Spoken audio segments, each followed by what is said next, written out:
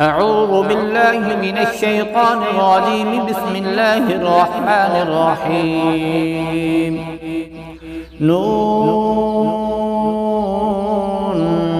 والقلم وما يسطرون ما أنت بنعمة ربك بمجنون وإن لك لأجرا غير ممنون وإنك لعلى خلق عظيم. فستبصر ويبصرون بأيكم المفتون. إن ربك هو أعلم بمن ضل عن سبيله وهو أعلم بالمهتدين. فلا تطع المكذبين ودوا لو تدهن فيدهنون ولا تطع كل حلاف مهين هماز مشاء بنميم مناع للخير معتد أثيم عتل بعد ذلك زنيم أن كان ذا مال وبنين إذا تتلى عليه آياتنا قال أساطير الأولين. سنسمه على الخرطوم. إنا بلوناهم كما بلونا أصحاب الجنة إذ أقسموا ليصرمنها مصبحين ولا يستثنون فطاف عليها طائف من ربك وهم نائمون فأصبحت كالصريم فتنادوا مصبحين أن اغدوا على حرثكم إن كنتم صارمين. فانطلقوا وهم يتخافتون ألا يدخلنها اليوم عليكم مسكين وغدوا على حرد قادرين فلما رأوها قالوا إنا لضالون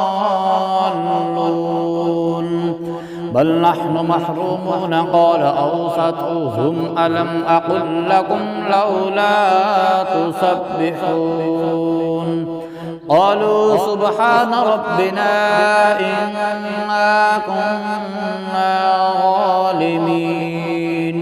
فأقبل بعضهم على بعض يتلاومون قالوا يا ويلنا إنا كنا طاغين. عسى ربنا أن يبدلنا خيرا منها إنا إلى ربنا راغبون.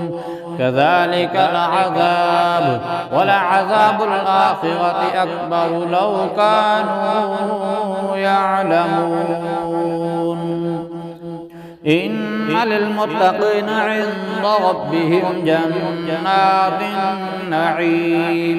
أفنجعل المسلمين كالمجرمين ما لكم كيف تحكمون أم لكم كتاب فيه تدرسون إن لكم فيه لما تخيرون أم لكم أيمان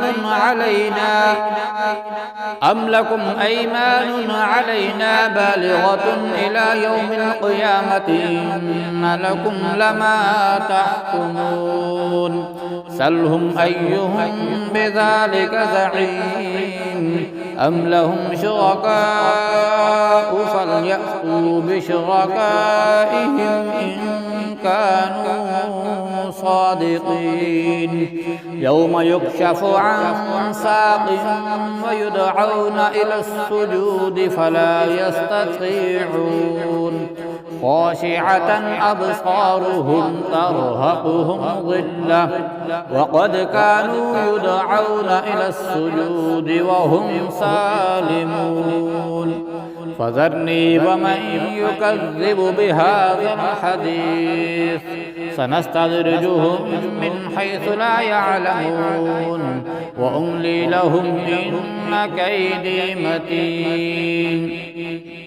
أم تسألهم أجرا فهم من مغرم مثقلون أم عندهم الغيب فهم يكتبون فاصبر لحكم ربك ولا تكن كصاحب الحوت إذ نادى وهو مكظوم لولا أن تداركه نعمة من ربه لنبذ بالعراء وهو مذموم فاجتباه ربه فجعله من الصالحين وإن يكاد الذين كفروا ليزلقونك بأبصارهم لما سمعوا الذكر ويقولون إنه لمجنون وما هو إلا